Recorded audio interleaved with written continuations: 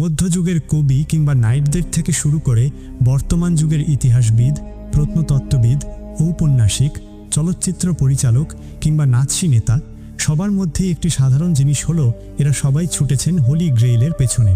কিন্তু হোলি গ্রেইল জিনিসটা আসলে কি, এর আকার কেমন, এমনকি এটা কি আদৌ পৃথিবীতে রয়েছে কিনা তা নিয়ে এখনও পরিষ্কার ধারণা পাওয়া যায়নি। হোলি গ্রেইল নিয়ে সবচেয়ে জনপ্রিয় ধারণাটি হলো এটি হচ্ছে এক ধরনের পানপাত্র যা যীশু খ্রিস্ট তার লাস্ট সাপারে ব্যবহার করেছিলেন। এমন বিশ্বাসও রয়েছে পরবর্তীতে এতে যীশুর রক্তও সংরক্ষণ করে রাখা হয়েছিল। হোলি গ্রেইলের পেছনে ছোটা মানুষেরা এটাকে নিয়ে গিয়েছে পবিত্র ভূমি থেকে ইউরোপে, এমনকি ব্রিটেনেও নাকি হোলি গ্রেইল ইতিহাসের কোনো এক সময় ছিল। একে রক্ষা করতে গঠন করা হয়েছিল বিভিন্ন গোপন সংগঠন। এগুলোর মধ্যে সবচেয়ে বিখ্যাত বোধহয় ফিশার কিং এবং নাইটস টেম্পলাররা।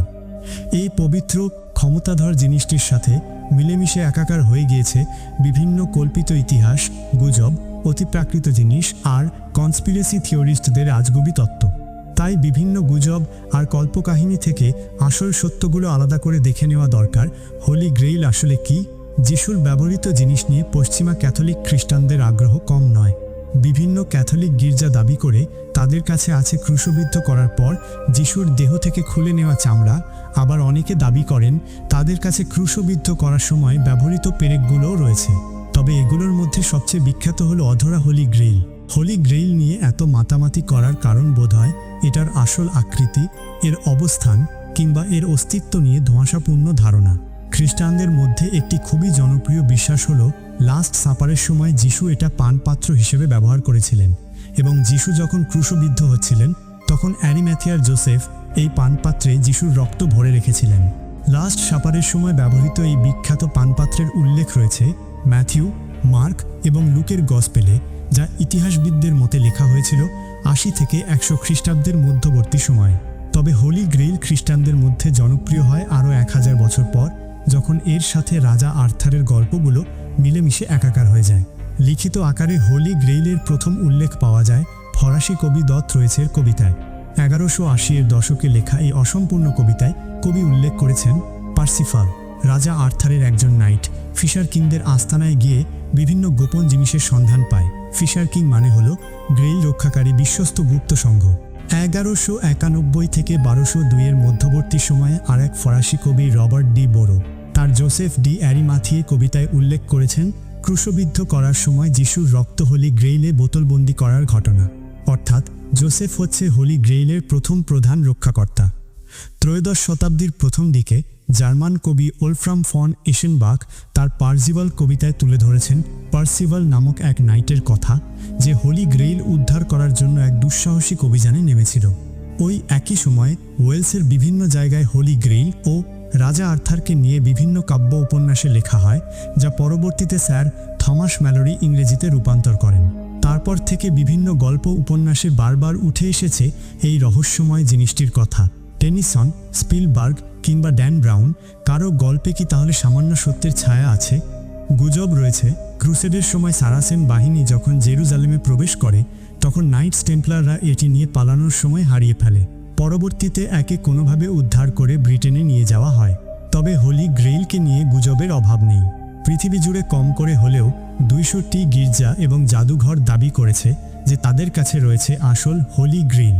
ড্যান ব্রাউনের ভিঞ্চি কোড উপন্যাসে উল্লেখিত রোসালিন চ্যাপেলে রক্ষিত তথাকথিত হোলি গ্রেইল দেখতে বছরে প্রায় 1.5 লক্ষাধিক মানুষ এখানে ভিড় জমায়। স্পেনের ব্যাসিলিকা অব স্যান ইসিদিরোতে রয়েছে এমন একটি গ্রেইল যেটিকে স্প্যানিশ লেখক মার্গারিটা তোরেস তার the kings of the grail বইয়ে উল্লেখ করেছেন আসল গ্রেইল হিসেবে। দাবি করা হয় মধ্যযুগীয় সময় এই গ্রেইল কায়রোতে মুসলিমদের কাছে ছিল। পরবর্তীতে মিশরের দুর্ভিক্ষের সময় আন্দালুসের আমির সাহায্য করলে তাকে এই গ্রেইল হস্তান্তর করা হয়। তারও পরে শান্তি চুক্তির প্রতীক হিসেবে আন্দালুসিয়ার শাসক রাজা প্রথম ফার্দিন্যান্দের কাছে এই গ্রেইল হস্তান্তর করে, যা বর্তমানে স্পেনে রয়েছে। কার্বন ডেটিং থেকে জানা যায় এই পানপাত্র তৈরি করা হয়েছে খ্রিস্টপূর্ব 200 অব্দ থেকে 100 খ্রিস্টাব্দের মাঝামাঝি সময়।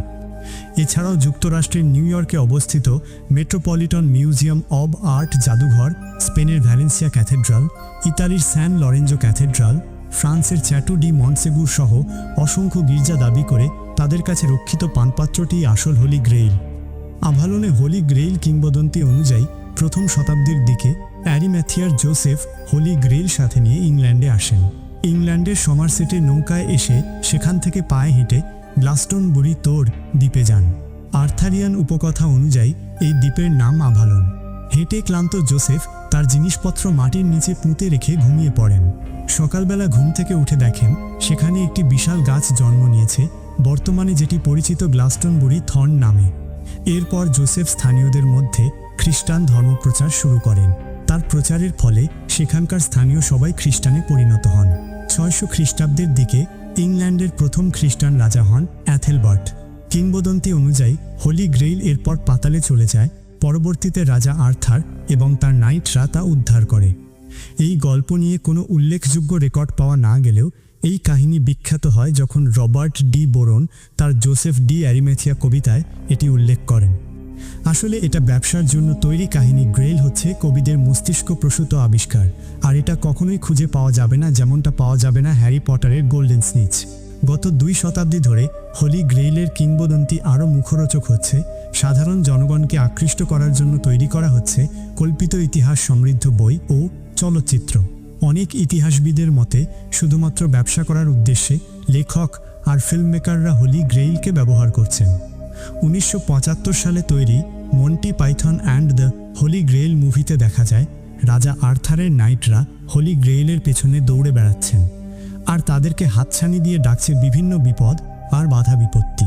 এর ঠিক 6 বছর পর বের হওয়া এক্সক্যালিবার মুভিতে দেখা যায় পার্সিফাল হোলি গ্রেইল খুঁজে বের করে এবং তা থেকে অসুস্থ রাজা আর্থারকে পান করতে দেয়। ফলে রাজা আর্থার সুস্থ হয়ে ওঠেন।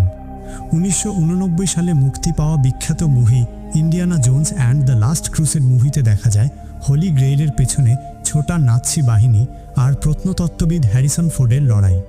হোলি গ্রেইলের কল্পকাহিনী ব্যবহার করে এই মুভি বক্স অফিস থেকে আয় করে নিয়েছিল $474 মিলিয়ন। তবে হোলি গ্রেইলকে নিয়ে সবচেয়ে বেশি আলোচিত হয়েছেন সম্ভবত ড্যান ব্রাউন। তিনি একজন রহস্য রোমাঞ্চ লেখক। তার লেখা দ্য ভিঞ্চি কোড উপন্যাসে হোলি গ্রেইলকে নিয়ে লেখা কাহিনীর পুরোটাই কল্পনাপ্রসূত। ব্রাউন দাবি করেছেন হোলি গ্রেইল কোনো পানপাত্র নয়, বরং হচ্ছে ম্যারি ম্যাকডালেন নামক একজন নারী। যদিও এই বইটির অনেক উপাদানই এসেছে 1997 সালে প্রকাশিত হওয়া লিন পিকনেটের দ্য টেম্পলার রেভিলেশন এবং 1982 সালে প্রকাশিত হওয়া হেনরি লিঙ্কন ও রিচার্ড লেইয়ের the holy blood and the holy grail বই দুটি থেকে। এই বইয়ে উল্লেখ করা প্রায়োরি অবসাইয়নের মতো গুপ্ত সংগঠনের দাবিও ছুঁড়ে ফেলে দিয়েছেন ইতিহাসবিদরা। তবে সত্য মিথ্যা, কল্পনা বাস্তবতা যাই হোক, হোলি গ্রেইল মানুষকে আগ্রহী করে, এতে কোনো সন্দেহ নেই।